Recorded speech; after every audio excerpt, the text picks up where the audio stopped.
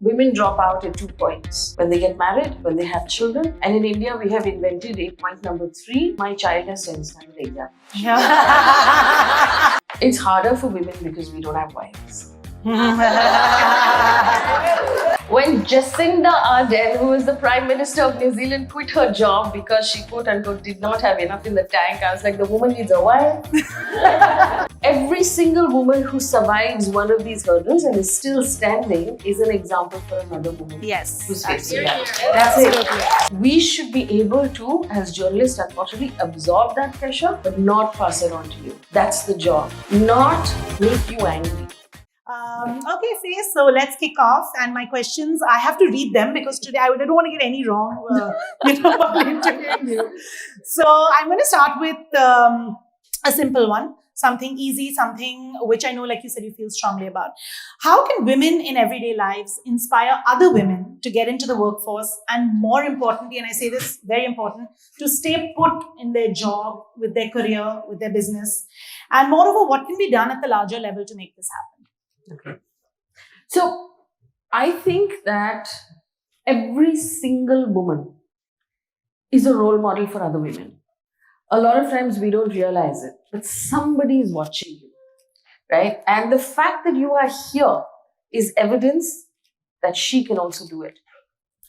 And there's enough research. The research has been the same, unfortunately, for decades. The women are talented, hardworking, driven, loyal. Organizations benefit from having more women in the workforce. But women drop out at 2 points. When they get married, when they have children. And in India, we have invented a point number 3, which is my child has 10 standard examination. Women who quit. And at this point, we still love it. The mummies in the first row are pointing at each other. At this point, when your child is in the 10th standard, you've been working for the better part of 2 decades. And the fact that you have to quit to stand over somebody's head. And for some reason, that is only your responsibility, and that other half of a parent is not there. I think the fact that every single woman who survives one of these hurdles and is still standing is an example for another woman. Yes, who's facing that. That's it. So, how do we fix this? By just being you, guys. Just being you. And I know it worked for me. When I was a younger journalist, I would look at other women and be like, okay, so she can go into that space and do a story. I can also do it. Yeah. Oh, she's here. I can also do it. She managed to get to the top, so I can also do it. And I know that when I was leading a channel, there were younger women who would very sheepishly come up to me and say that, my in-laws are telling me that this job's work hours don't work out for them. What should I do? And I would share my experience, and that would help. There was this one incident when this young woman came up to me. It was really, I used to work very late. So they would wait until everything was over and everybody else left, and then they would come to talk to me. And this one young girl who had been working for several years but had just found herself.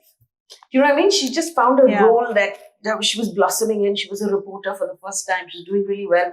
And she had a bitch of a boyfriend. A boyfriend. What was his locus standi here? Who apparently told her that, listen, you're spending too much time and energy on your job and you don't care about me enough. Okay? And she was like crying, what do I do? And I was like, dump him.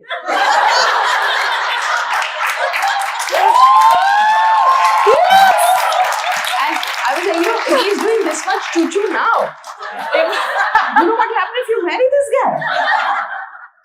So, and she very sweetly, she wiped her tears, promptly went and dumped him. The same day. And I went home and I told my partner, and he was like, how can you give people this kind of advice? And I was like, I don't know, she asked me, I told her. But she then found someone later who respected her job and respected her and supported her and moved cities so that she could work. When they got married, she's doing remarkably well now. And I think that at some point, most of us as women, we're scared of making change, right? You're like, oh my God, what will happen? What will happen? What will happen? What will happen? What will happen? What will people say? What if my child cannot do mathematics better than everybody else in the world? It is somehow my fault. It reflects on me. And sometimes we need other women to tell us that it's okay. It's fine. I survived. You'll also survive. Everything's going to be all right. There's some like peer pressure happening over here. But only women can do it for women because nobody else understands how hard this is. Yeah. Nobody else gets how hard this is. So, sorry, to circle back to your question, the good way to help other women is to just be you. Yeah, absolutely. Absolutely. Right. Thanks, Faye, for that. We had lots of people resonating in the audience. I wish I had met you ages ago, maybe when I needed to break up with that boyfriend. Okay, so moving on to my next question is how the working scenario has changed for you. You know, if you could share when you were, like you said, you were previously in a job to today doing things on your own. What has the big change been in the working scenario in general? So, one of the things that I have noticed and I really admire is that young women joining the workforce now, they don't take any shit, right? They know how much time they need for themselves. They know how to balance or what kind of balance they want. When I started working, it was a fairly toxic environment. The bosses were all men. You were expected to give everything, Saturday, Sunday, evenings, mornings. And if you didn't, you were in some way inefficient or less, right? And there were lots of toxic things that would happen in our office parties that we would just, just sort of brush off and say, you know how he is, he's like that. So it was a lot of that happened. We didn't even know it was called sexual harassment. And that was not so long ago, I'm not that old, but this is about 20 years ago. But women now know. They know their rights, and they know their rights because of the women who came before them, who opened the doors and fought for those rights and fought for that information. Today we have the Vishaka guidelines. Today we have the POCSO committees. We have all of these things in our workspaces. And that makes for very powerful women in the workforce. Yeah. And I think that that's the biggest change for me. In terms of having a salary at one point and running a business today, it's terrifying. Every day, It's terrifying, right? I was at a different panel discussion. This week is full of panels. I was at a different panel discussion, and I told them that so I have a 1-year-old, which is, I did not appreciate how hard this was until I had a child of my own. And now, I really picked up the phone and I called the women who worked with me when I was the boss, who had children, and I apologized to them, saying, I hope I was sensitive enough because I thought I knew, but I didn't know. And they thankfully said, yes, you were fine. But it's really a lot. Yeah. And I feel like I'm juggling so many things that I'm just surviving and I'm not excelling. I feel like I don't have enough time to excel. And if I had a lot of time, I'd probably be an excellent mom, or I'd probably be an excellent journalist, or I'd probably be an excellent entrepreneur. But because I'm doing all these things at the same time, I feel like I don't have enough time to excel. So for me, that's the challenge. And sometimes I lustfully look at jobs saying that if I had a salary, I would have got 6 months mat leave. But now, you have your own business. You have to show up. You don't have that choice. The salary is not going to hit your account if you don't show up. And so that for me is that big difference, that you're running an organization that runs on your energy. Yeah. You have to show up every day. If you don't show up, they'll all be like, it doesn't matter. So it takes a lot more. Yeah, absolutely. So a lot of people ask me in the community, how are you always present at our events? And I say, you don't realize I don't have a husband or a child at this point. Right now, it's just me and my business. So I feel you, Faye, when you look at, it's really nice for you to call your boss back and see your previous boss and say, colleague. Colleagues, and say, sorry. So I want to ask you about the topic everyone talks about, social media, and how I think your posts are the most shared posts across social media. I think everyone in this room at some point must have shared the beautiful grey posts on social media, right? So let's talk about, I think they don't even think, they know it's free and it's shared. So let's talk about scaling on social media and why having an online presence is so important. So my online presence is everything, right? Because I have no offline presence. Yeah. So when I left television, this happened completely organically, and I think that's why that style really works, because it was not designed by a designer. There's no design element to it. It was just like, okay, let's do something. So I had left television. Then I had anxiety for 3 months. Then after that, when I started to sort of figure myself out, I had gone for a meeting, and I was on my way back home in a Ola. And there was this story, I can't remember what it was. It was something about, I think, petrol prices. At that point, I cared deeply. There was this story about something that was not being picked up by any of the channels or any of the newspapers. And I just got really pissed about it. And I was like, people need to know that this is happening. And so in the back of that car, I wrote it on Instagram, and I tried to find the most readable background of Instagram's various options. And gray and black was the most readable. And that font, was shaking at the back of a car, was the most readable in that size. So I literally made it then and posted it. And people responded to that. At that point, I'd quit television, so I had about 35,000 followers on Instagram. And then I started every day sort of doing something called news that should be the headlines. And I would put 5 of these stories, and people would read it and share it. And over the last, it has now been 3 years, we've gone from 35,000 followers to 1.5 million. Wow. Unreal.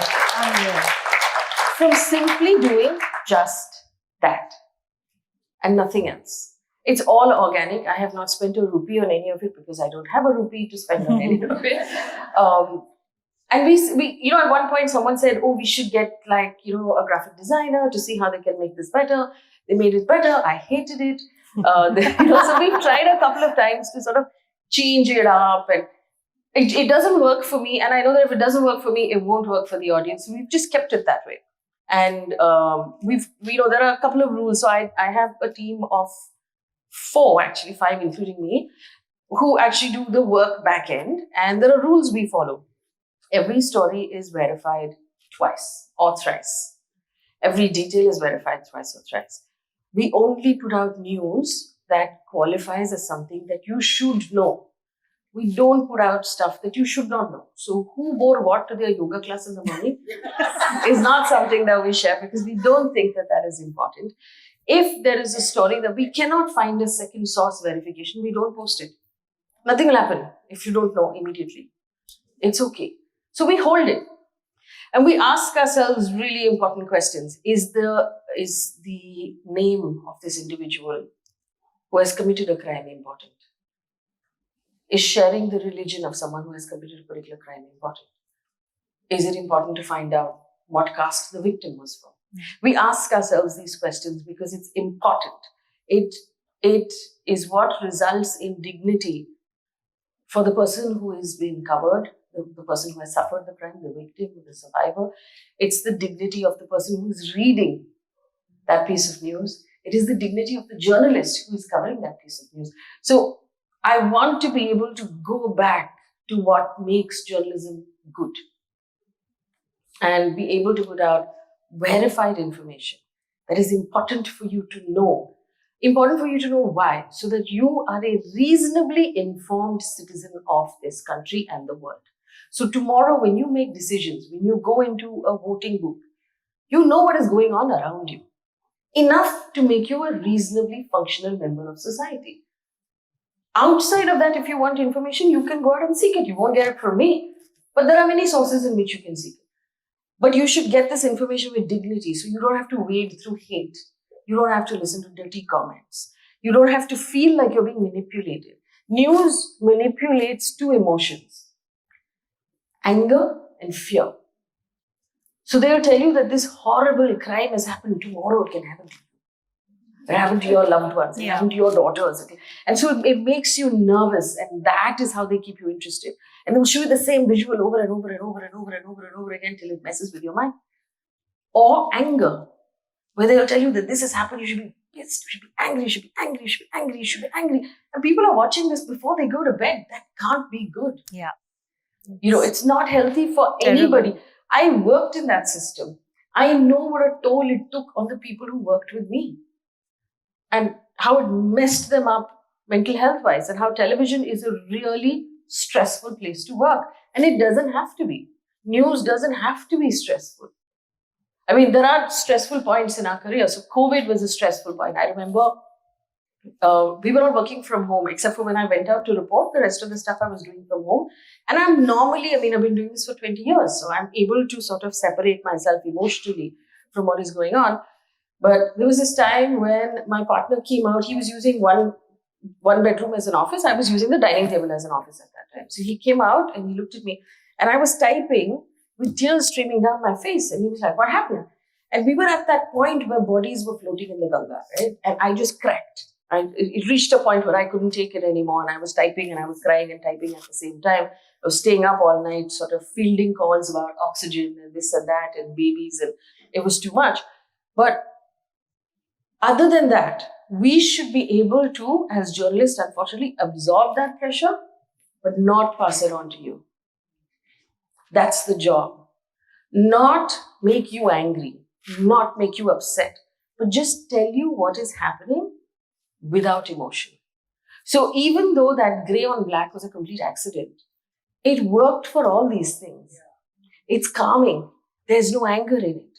There's no, it's not jumping up at you. It's quiet. And it has all the information in a readable way, even if you're in the back of the car and your phone is moving, right? So it started off like that, but we've stayed like that because it's really pure. And it came out of a sense of purity. So I like it. We love it. We love it. I'm glad you stuck to thank you, Faye. That was fabulous. So moving on to, you've been pretty vocal about women and their relationship with money. Yes. So talking about how women often leave it up to their spouses or brothers, we don't take it seriously enough as women. How can that change? No, but we're talking to a room full of entrepreneurs, right? So yeah. obviously, you're managing your money at this point. Better. We're getting better. We're getting better. I think, guys, I know women who are freaking rocket scientists, right? We're doing everything that men can do with reasonable efficiency and perhaps arguably better than them. Okay? Clap for yourselves. You know it's true.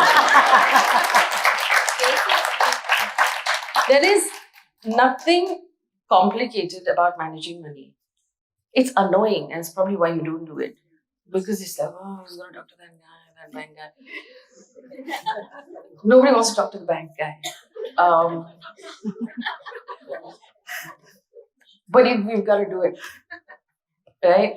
It's like going to the gynecologist. Nobody wants to go to the gynecologist. But you've got to do it. And it's, for me, money is power. Right? And power in every single situation of your life.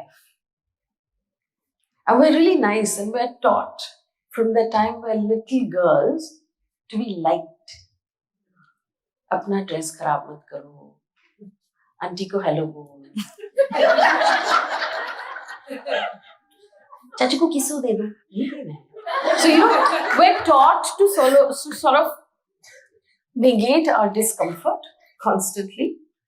And I'll tell you why I believe that leads to sexual harassment also. Because girls are always taught to never mind if you're uncomfortable. It's okay if you don't like this dress. Aaj ke liye pehen lo. Right? It's okay if that auntie says mean things to you every time she meets you. Arey, beti, but dark ho gayi hai. You don't want to meet that auntie, but you're told that no, you have to meet her. Come now. Aaj ke we just go to her house for dinner. So we're taught to sort of put down our discomfort. And so we become we want to be liked. And a lot of times we then concede power in our relationships because we want to be liked. You don't want to make it uncomfortable at home, so you're like, let it be. You don't want to make it uncomfortable in your workspace, so you don't go back with your raise saying that you're not happy with it. Or you don't, and as entrepreneurs, negotiate harder with your employees or with the vendor who's sitting in front of you because you're like, he's going to think I'm a bitch. I think more of us should make it open that we are bitches. Right? We should stop pretending. We spend too much time pretending that we're nice. We're not nice, let's be honest. We're not nice. All of the women who are here, if you run your own businesses, let's be honest about the fact that you are not nice girls. Nice girls get nothing done. Right? If you want to get something done, you got to be tough. So let's be open about the fact that we're tough. And let's take control of that money. If you're running your own business, there is nothing to managing your own money. And what is the other thing I believe that we do a lot is that we're afraid to take risks because you're afraid of making a mistake. But I've sort of taught myself now to ask in every situation where I'm afraid, what is the worst that will happen? What is the worst that will happen? That person will say no. Or I will lose out on something. I'll fuck something up. But okay, yaar, we'll dust ourselves off, we'll start again. Yeah. Right? It's a 30-year career with a 30-year retirement after that. Make a couple of mistakes, it's all right. And I think that this whole idea of financial freedom is because men walk around bragging about their investments. They will never tell you how much they fucked up in order to get that one stock, right? They would have lost a ton of money. But nobody brags about that ton of money. Like, even the men around us in our lives, your dad never comes to the dinner table and say that, I lost 10,000 bucks today. They never tell us. They always pretend to be really cool about it. So when we lose 10,000 bucks, you're like, I'm such a fuck.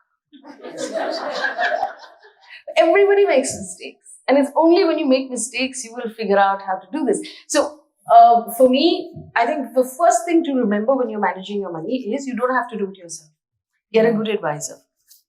Get a good advisor who doesn't use big words just to confuse you. As soon as someone comes and says, "Mera miss stock ka EBIT dekho," fire. Okay? Fire. EBIT is fucking profit. Use English words. Okay? You're just doing it to alienate your client so that it makes you feel more important. Get someone who treats you with respect and dignity. Start small. Start with whatever you're comfortable with. If you like fixed deposits, a lot of people like fixed deposits. Go to fixed deposits. Nothing wrong with that. And then slowly start to expand from that. Your comfort is really important. So you should feel like, okay, I like this. I like what I'm doing. But it makes you feel like you're in control of it. And the best part is net banking now, right? So you can do everything on your laptop and your phone. You don't have to sit in front of one bank uncle and have him make you feel silly about it. So you can make those mistakes and not tell anybody that you lost 10,000 bucks. It's okay. So allow yourself to make mistakes and just learn. I mean, you run businesses. It's the hardest thing ever. This, mutual fund can't be harder than that. Yeah, agree. Thank you, Faye. That was awesome. Honestly, every answer of Faye's deserves a huge round of applause. I can't contain myself. Okay, so moving on to navigating the workplace. We very often, it is often said that women have to work twice as hard to prove themselves in male-dominated workplaces. What has been your experience? And if anyone is going through that, how do you navigate that? So now I've genuinely started to believe this, that I make this joke everywhere.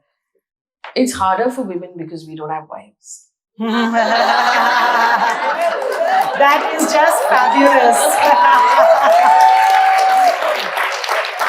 That should be a black and grey post that we can all share on Instagram. When Jacinda Ardern, who is the Prime Minister of New Zealand, quit her job because she, quote unquote, did not have enough in the tank, I was like, the woman needs a wife. Someone get her a wife. Because, and I remember when I was working at my job, I won't tell you which company, but I only worked at one company. And I was in management at that point. And I was among the only woman or two women who were there. I was hanging out with another gentleman in management who was like, "Arey, ye dekho, bag utha ke chali gayi." It was 6 o'clock. So obviously bag utha ke jayegi, 6 baj gaye. But men in the workspace, in all our offices, in corporate India, perhaps your offices are different because they're run by women, which is cool. But they will saunter in and then they will drink chai, right? And they will discuss politics and they will do sutta and then they'll come back and then they'll roll up their sleeves and start talking. They start working at 4 o'clock.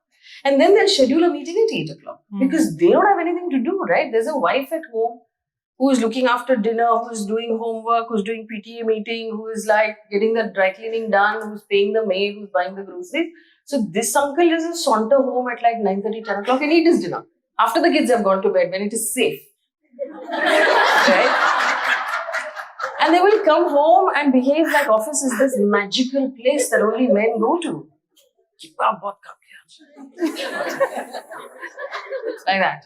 And I'm like, women go to office also, we know what happens there. And so the only reason why this uncle could say that Ari bag utha ke chali gayi is because he has a wife. She doesn't have a wife. That woman who's picking up a bag has a husband. It's a completely different ballgame. So, unfortunately, for many women in the workspace, that balance has not hit at home yet. Yeah. Right? And even when you have involved partners, society doesn't allow you that balance.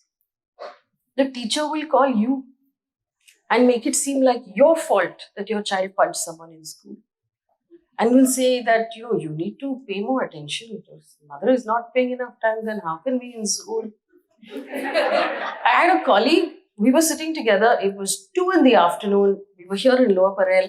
Her child was in school in Goregaon West.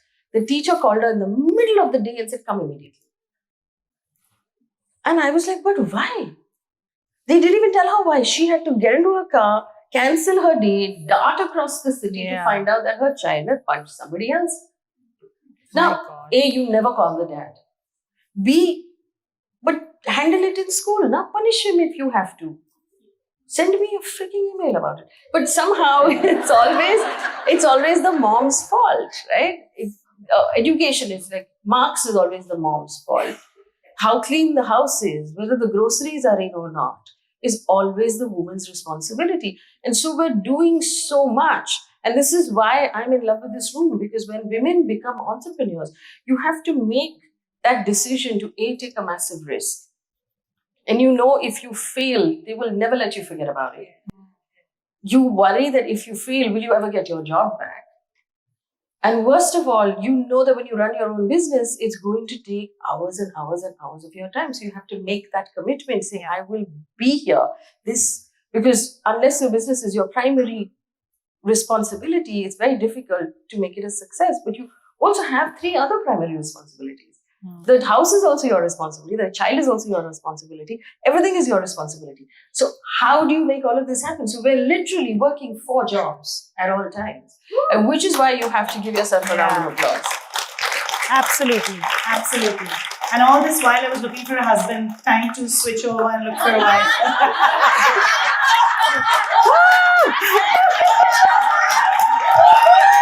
I'm joking, guys. It was just part of the answer, yeah. It won't be a long search, obviously.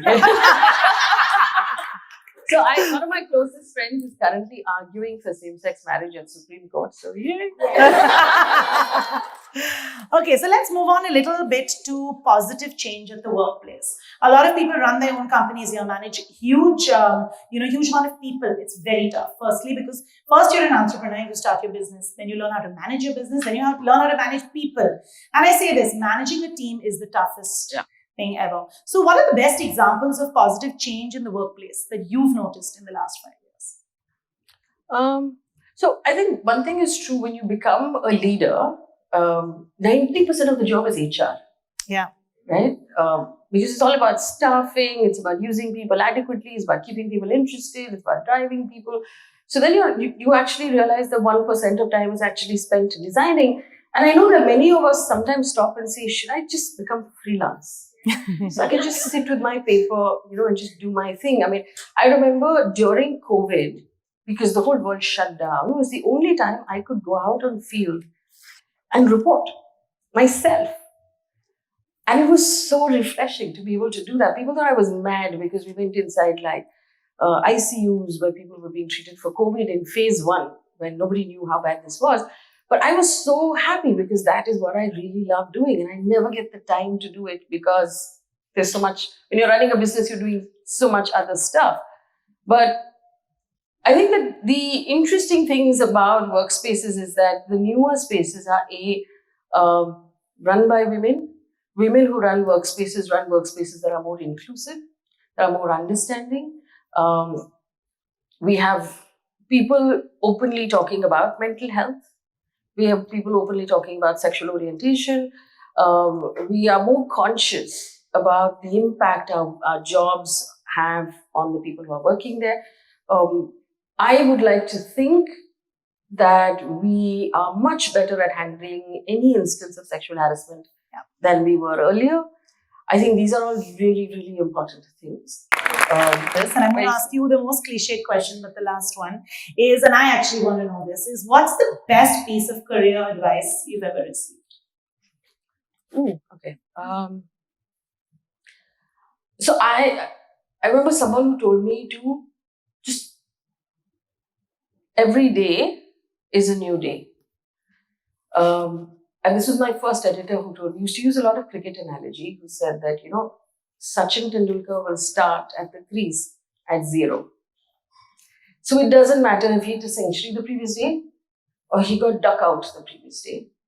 He'll start at 0 and that's a new day. And it's a very empowering thing because it tells you that every morning you need to get up, you start again. And if the previous day was really shit, that's okay because you've got another day coming and you've got a new innings and you'll start at 0 and it depends on what you make of that. And it works the other way also. If the previous day was awesome, that's amazing. But next day is a new day and you start again at 0 and you see what you can make of that. And I think on many levels in life, it's really important to know that just getting up the next day and putting your pants on or your sari or your jumpsuit, whatever works for you, just getting up the next day and just starting again sometimes is most of the battle. Absolutely. Absolutely. Well said. Awesome. Thank you, Faye, for that. So, any questions? Oh, okay. Some people are putting 2 hands up. Yeah, sure. Introduce yourself as well. Yeah. Hi, Faye. Hi. I love you. Thank you. So my question is that I've been following you since you were on TV and then you started out on Instagram. And when you started Judge the News, that's something that really inspired me. And you have a narrative and you are holding on to it. And you were just, I don't know how you do it, but you're unaffected by what everybody says. And we've spoken about hate on social media, but yours is a job where, for no fault of your own, you get commented or trolled on stuff that's not you're just delivering the news. It's not something that you've done. And for me, like, I'm 33, but I still get affected by insignificant things like, oh, maybe this person I know just didn't talk to me nicely. What went wrong today? And then that just goes on in my head. So how do you take it? Like, how does your mental health deal with all this? How are you, like, Great I want question. to know that. Great How are you question. so resilient? Please tell us. So, see, obviously it affects me also. It affects all of us. Like I said, I believe that we were raised to be affected. And that's something we need to take a minute to sort of internalize. We were raised to be bothered about what other people think. And I give this example a lot. So every shadi you go to, right? Every family shadi, there will be one little girl sitting in a chair with her really nice dress. He dress kharab mat karo, baat karo. Same size little boy running around and then he starts kicking shit and throwing stuff and nobody stops him, and it's okay for him to take up that space, to trip over that uncle who can't walk, to make a mess. It's okay for him to ruin his clothes, but it's not okay for the girl. And we are all just grown-up versions of that girl. Right? Because you're constantly taught what will this person think, and girls should always be neat, and girls should always be liked, and your hair shouldn't be a mess. And so whenever you do something tough, your hair will get messed up. Right? You will get grease on your clothes. And we need to tell ourselves that it's okay. And you're going to get bothered because you were raised to be bothered. And this is a slightly complex thing. And it'll take a minute, okay? So my shrink told me this. He gave me a book to read that told me this. And I have to tell myself this every time because it's hard. So there are 3 things to learn in life. Okay, give me a minute here. It takes some explaining. First, number 1, you will make mistakes because you're human. And that doesn't mean you are a bad person. That doesn't make you a write-off. And that doesn't mean you don't deserve love and encouragement and investment. Everybody makes mistakes. It's okay. You have to forgive yourself and you have to move on. Second, other people will be mean to you. They will do things to hurt you. They will do things that are not fair. That's because they are human. And we can never fully appreciate what is going on in that person's life. And so they're doing something that will hurt you, but it's mostly about them. It's not about you. And so it's important to not make it about you and to forgive that person and move on. Third thing, shit will happen in life. One day you'll have a fabulous career in television, next day you'll get fired. Okay, stuff will happen. It's not about you. Stuff happens to everybody. Right? The sky falls on everybody at some point. It is not karma. It's not because of something you did. It's not because you're a bad person. It's not because you bring whatever justification you might give yourself. It happens to everybody. I know wonderful people to whom terrible things have happened for no justification. It is important to accept it, but remember that it's not about you. You're a good person. You are a person who deserves love. You're a person who deserves investment. You're a person who deserves respect. None of these things can take that away. So on a regular basis, you will face instances where someone will not talk to you and someone will walk away. Someone will say shit about you behind your back on a regular basis about what you're wearing and what you do and how you work and who you talk to. It's not about you. You don't know why that person is upset. You don't know why that person is lashing out. It's okay. You have to keep telling yourself this. It's not going to come ingrained because we're hardwired to get messed up. So you have to say, you know what? It's okay. It's not about me. You have to keep telling yourself that it's not about you. I know this is like really heavy for a Saturday afternoon, but it's helped me a lot and I apply it on a regular basis. And I find that every time, it's conditioning, right? So every time you use this principle, just keep telling yourself it's not about me. That person's having a shit day. It's okay. Yeah. And it becomes easier every time. On the social media front, on the trolling, you never really get used to it. But I'm also, my colleagues will tell you, I'm terrible with my phone. So I will go in, I will read the stuff that is important to me and I'll just put it away. Because I can't be wired to my phone. It'll mess me up, right? So I go in, especially I have a child and you don't want the phone to disturb that child and you want your own mental peace. So I pick up my phone, I read through the stuff that's relevant for me and then I put it away. Yeah. And don't let it control you. You have agency, right? It can only mess you up if you allow it. So it's easier said than done and we have to do it every day, but try. Let's take somebody from the back. Anyone from the back? We'll come back to you guys. Come. Yeah. First of all, a huge fan and in awe of how inspiring you are. So I have a more journalism-related question for you. So I was in PR for about 10 years before I started my own business. So I know very closely how over the last few years, a decade or so, journalism and news overall has been abused in the country. Yeah. And it's not what it was. We were taught as 15, 20 years ago when we were studying, we were taught that journalism is basically reporting facts and not giving opinions. We have journalists screaming, shouting, and throwing opinions at you about everything and influencing a very easily influenced audience and shaping the entire perspective of the country. And I'm so grateful that we have someone like you who's standing her ground and saying, sorry, this is not what journalism is. I'm going to change the narrative of what hundreds and thousands of journalists have already, ruined. But you're changing it and it's beautiful. But I really want to know that to do that, what did it really take? Because it is a war in itself. It's not a battle. It's really, a whole war that you're fighting. And you're doing it single-handedly so beautifully that sometimes to an outsider, it doesn't even look like an effort. But you're bringing back journalism and you're bringing back news and it's great. And I'm sure as a country, we are grateful for that. But what did it really take? What did it take? Yeah. Thank you. First of all, thank you.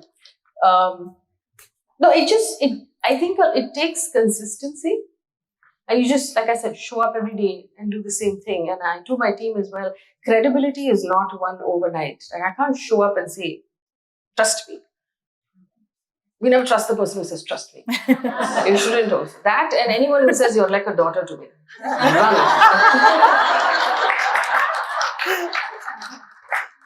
But I think that credibility is like building a wall. Right? You show up every day, you put a brick in it, you put a brick in it, you put a brick in it. Over a period of time, people will start to recognize that wall of credibility, saying, hey, I can trust this. There's a certain pattern of credibility that comes in. And what my team and I have spent the last 3 years doing is building that wall. The idea is that we will create a space where people know from just looking at it that I can trust this. So what I find beautiful is that we've not done any, like I've not done any sort of marketing thing, right? We didn't do a thing on Instagram where we said, we will put news on a grey color background that you will be able to trust. We've not done it, but you know, without me ever having to tell you what it is, you know what we have done. So the work has literally spoken for itself. I mean, I know that the rest of the environment, the whole, the media landscape, news landscape right now is shit. I don't control Indian media yet. Woo!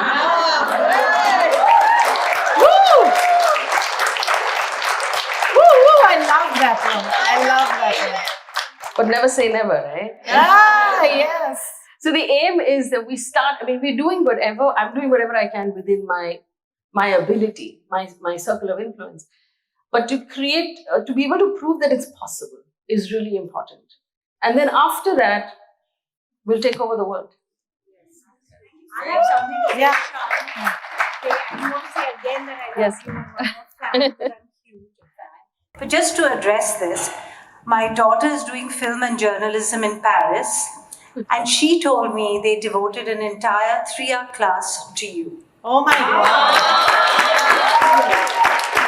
And when I told her, she knows I'll never take a Saturday off to come and just to see you today. And I just wanted to tell you, you're already reaching international. They really discussed only you My God. for 3 hours. It's terrifying. So, just keep doing it. It's fantastic. Thank you. Thank you for sharing that. It's true. On your journey to being the Indian news. Yeah, world domination. Absolutely. domination. Okay, sorry guys, we've really run out of time. We've gone over. I know there were more people that wanted to ask questions. But Faye, I'm so grateful. I'm so thankful. My pleasure. This has been the best day in my career today. To be speaking to you. I have tears thinking about how I'm sitting here, but so grateful. So grateful because I believe so much in each one of you. Everyone that spoke today on the stage, I believe in what you all are building. So very grateful. I must tell you, when you were on stage, I took notes. Yeah, because I really believe, I really took notes. And then I told my colleague, let's get her on the podcast. She has so much to teach us. And I think that we have so much to learn from each other. So this is really important. And with my apology to the handful of men in the room, men really stick with each other, guys. Yeah. I give this example a lot. When you're in boardrooms, and as it is, there are fewer women there, you can see there are women who want to say something, but they don't because they spend 15 minutes running it over in their heads. Like, oh, what do they think? Do they think it's a bad idea? Should I say? Should I not say? In the meantime, one chap will stand up and say the first thing that comes to his head. Confidently, because he literally doesn't care about the consequence. And I think that's something we should learn from men. But the more important thing is, he will have 4 friends who will be like, क्या बोला यार तुमने? मजा आ गया, सब हिल गए, सब चाय पी गए. Because they really encourage each other. And they have this club that goes out drinking, and they spend all of that time patting each other on the back, telling each other how awesome they are. यार तू मस्त है, तू मस्त है, यार तेरा बोला है, बेस्ट है, तेरा गाड़ी बेस्ट है, यार तेरा स्टॉक बेस्ट है, सब तू बेस्ट है. And I think we really need to learn that because we spend too much time in self-criticism and not enough time like encouraging each other. And because we can't, we're not wired to encourage ourselves. None of us, including myself, will ever say, "Hey, you're so awesome." We'll never do it, right? Yeah. So we should do it to each other. So these gatherings are really important. So we can tell each other that we're awesome. क्या बोला तुमने? सवाल क्या पूछा तुमने?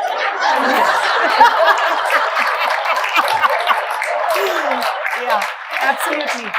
Absolutely. Kudos to the community and for showing up. Honestly, it's been wonderful to have all of you here.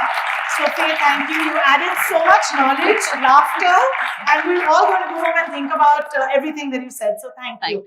Thank you. Really grateful.